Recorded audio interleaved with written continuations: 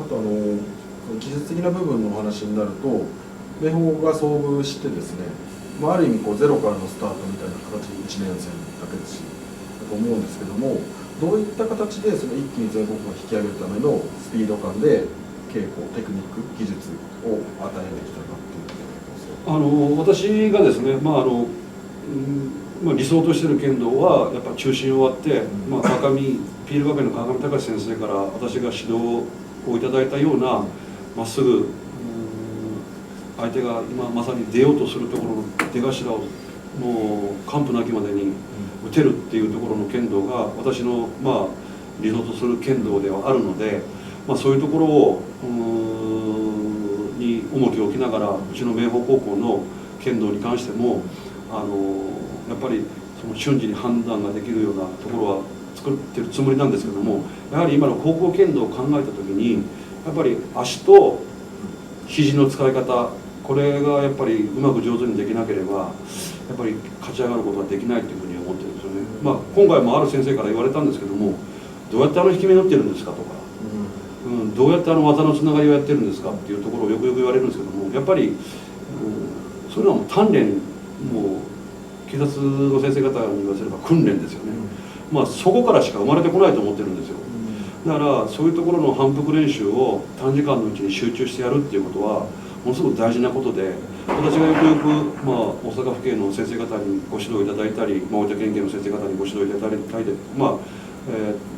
そういうところはやっぱりものすごく大事なところで、やっぱり一流を目指すっていうことはそういうところの苦しいところを一生懸命やり遂げるっていう気持ちから、相手が休んでる時もすかさず打ち込むっていうところができるっていうのはものすごく大事なことなんじゃないかなというふうに思ってるんですよ。今日結構見させていただきましたけども、素振り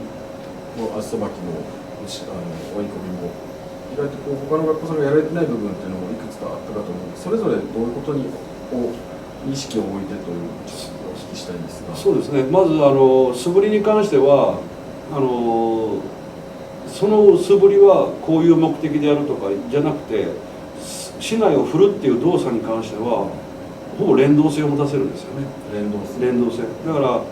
例えば上下素振りであったり、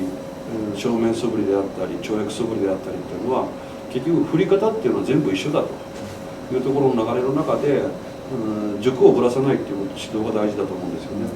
で軸をぶらさないっていうことは結局その素振りを早く振るか、正しくもっと違う意識を置いて、例えば牽制に意識を置くとか、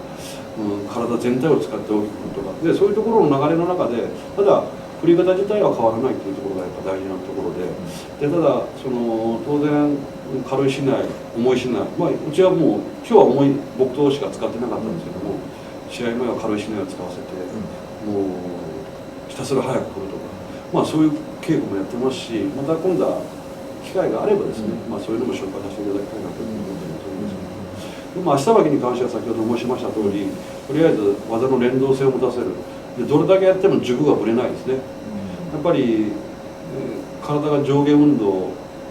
前後運動するっていうことは結局相手にそれだけ隙を作って打たせる場面を作るということにつながっていくので、視線を必ず一定にして、どれだけ稽古足さばきを試合を積んでいっても足さばきがぶれないっていうところの足を作るっていうことですよね。で技をつなげるっていうことも当然その足さばきの中で勉強させていただいてますし、技をつなぐっていうことですよね。ただ連続踏み込みにしてもそうですし、